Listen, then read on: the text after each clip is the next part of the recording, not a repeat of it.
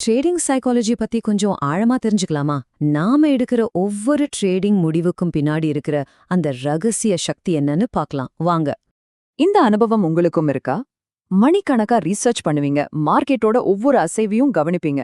ஆனா கடைசில பார்த்தா அக்கவுண்ட் சிவப்பா இருக்கும். ஏன் இப்படி? ரொம்ப ஸ்மார்ட்டான எல்லா தெரிஞ்ச ட்ரேடர்கள் கூட ஏன் பணத்தை இழக்கறாங்க? இதுக்கு பின்னாடி ஒரு பெரிய சைக்கலாஜிக்கல் கேம் ஒளிஞ்சிருக்கு. நாம தேடுற அந்த பதிலுக்கு ஒரு பேர் இருக்கு. அதுதான் ட்ரேடிங் டோபமைன். நம்ம ட்ரேடிங் அக்கவுண்ட்டையும் மன நிம்மதியையும் நமக்கே தெரியாம அரிச்சுக்கிட்டு இருக்கிற ஒரு சக்தி. இத நாம கரெக்டா புரிஞ்சுக்கணும். இது லாபத்தை பத்தினதே இல்ல. இது ட்ரேடிங் பண்ற அந்த ஆக்ஷனை பத்தினது. அந்த பை இல்லனா செல் பட்டனை அழுத்தும்போது ஒரு ஃபீல் வரும்ல, ஒரு ரஷ். அதுக்கு தான் நம்ம அடிமை ஆயிடுறோம். அதுதான் இங்க முக்கியமான விஷயமே. ஆனா ஏன் இது இவ்ளோ பவர்ஃபுல்லா இருக்கு? வாங்க நம்ம மூளைக்குள்ள ஒரு சின்ன டூர் போய் பார்ப்போம். அப்பதான் இதோட ரகசியம் புரியும். இதுக்கு பின்னாடி இருக்கிறது ரொம்ப சிம்பிளான, ஆனா அதே சமயம் ரொம்ப ஆபத்தான ஒரு பிரெயின் கெமிஸ்ட்ரி தான். டோபமைன்னாலே ஹாப்பி கெமிக்கல்னு நாம நினைக்கிறோம் இல்லையா? ஆனா உண்மை அது இல்ல. அது சந்தோஷத்துக்காக இல்ல. அது நம்மள ரிவார்ட்ஸ தேட வைக்கிற ஒரு கெமிக்கல். என்ன ரிவார்ட் கிடைக்கும், எப்போ கிடைக்கும்னு கணிக்க முடியாத போதான் டோபமைன் லெவல் உச்சத்துக்கு போகும். சரியா? நம்ம ட்ரேடிங் உலகம் மாதிரி. பாருங்க, இந்த சைக்கிள் எப்படி வேலை செய்யுதுன்னு 5 ஸ்டெப்ஸ் தான். முதல்ல அந்த பை பட்டனை கிளிக் பண்றது. ரெண்டாவது மார்க்கெட்டோட கணிக்க முடியாத மூவ்ஸ். மூணாவது கொஞ்சத்துல மிஸ் ஆயிடுச்சேன்னு நினைக்க வைக்கிறது. நாலாவது அடிக்கடி P&L, அதாவது லாப நஷ்ட கணக்க பார்த்துட்டே இருக்கிறது. கடைசியா ஒரு சின்ன வெற்றி கொடுக்கற அந்த ஹை. இந்த 5ம் சேர்ந்து நம்ம மூளைய டோபமைன்ல குளிக்க வச்சிடும். எவ்ளோ பவர்ஃபுல்லான ஒப்பீடு பாத்தீங்களா? சில நேரம் ஸ்டாக் மார்க்கெட்டை பார்த்தா உலகத்திலேயே பெரிய பழப்பழக்கிற ஒரு ஸ்லாட் மிஷின் மாதிரி தானே தெரியுது. ஒவ்வொரு ட்ரேடும் அந்த லீவரை இழுத்து ஜாக்பாட் அடிக்குமான்னு காத்துட்டு இருக்கிற மாதிரி தான் இருக்கு. சரி, இப்போ ஒரு சின்ன டோபமைன் ஹிட் எப்படி ஒரு பெரிய அழிவு சுழற்சிக்கு வழிவகுக்குதுன்னு பார்க்கலாம். இது ஒரு வழுக்குற பாறை மாதிரி. இந்த ஆபத்தான சுழற்சியோட முதல் படி இங்க தான் தொடங்குது. உங்க ட்ரேடிங் பிளான் பொறுமையா இருன்னு சொல்லும். ஆனா டோபமைனுக்காக அலையிற உங்க மூளைன்னு சொல்லும் தெரியுமா? இப்போவே பண்ணு, ஏதாவது பண்ணுன்னு கத்தும். அந்த ஒரு ஃபீலிங்காக மட்டுமே தேவையில்லாத ட்ரேட்ல போய் மாட்டிக்கிறீங்க. இதுதான் ரிவெஞ்ச் ட்ரேடிங்னு சொல்லுவாங்க. அதாவது பழி வாங்குற ட்ரேட். இங்க லாஜிக்குக்கே இடம் இல்ல, ஃபுல்லா எமோஷன் தான். மார்க்கெட் கிட்ட இருந்து என் பணத்தை திரும்ப வாங்கணும் அப்படிங்கிற வெறியில இன்னும் பெரிய ரிஸ்க் எடுக்கிறீங்க. அது உங்களை இன்னும் ஆழமான பள்ளத்துல தள்ளிடும்.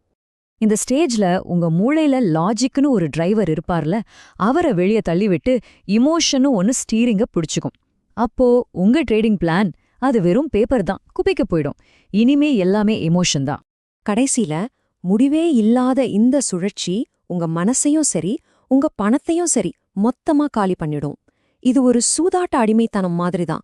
உங்களை முழுமையா பர்ன் அவுட் இறக்கி சோர்வடைய வச்சிடும். இந்த டேபிள பார்த்தாலே உங்களுக்கு வித்தியாசம் தெளிவா தெரியும். ஒரு பக்கம் டோபமைன் ட்ரேடிங், அதோட கோல் என்ன? எக்ஸைட்மெண்ட், டிரைவ் பண்றது இமோஷன். இன்னொரு பக்கம் ஒழுக்கமான முதலீடு, கோல் என்ன? மூலதன வளர்ச்சி, டிரைவ் பண்றது விதிகள். ஆனா இங்க ஒரு ட்விஸ்ட் இருக்கு. ஒழுக்கமான முதலீட்டோட முக்கிய உணர்வு என்ன தெரியுமா? சலிப்பு. ஆமா, போர் அடிக்கும். நீங்க கேட்டது சரிதான். வெற்றிகரமான ட்ரேடிங்னாலே அது கொஞ்சம் போர் அடிக்கத்தான் செய்யும். சரி, இப்போ ஒரு நல்ல செய்திக்கு வருவோம். நீங்க உங்க மூளை கெமிஸ்ட்ரிக்கு எதிரா போராட முடியும். கட்டுப்பாட்டை திரும்ப எடுக்கிறதுக்கு என்ன பண்ணலான்னு சில நடைமுறை கருவிகளை பார்க்கலாம் வாங்க. இதெல்லாம் வெறும் அட்வைஸ் கிடையாது. இதெல்லாம் டோபமைனுக்கு எதிரான உங்க ஆயுதங்கள். ஒரு எழுதப்பட்ட பிளான் இருந்தா எமோஷன்ஸ் கண்ட்ரோல்ல மீறி போகும்போது அது வழிகாட்டும்.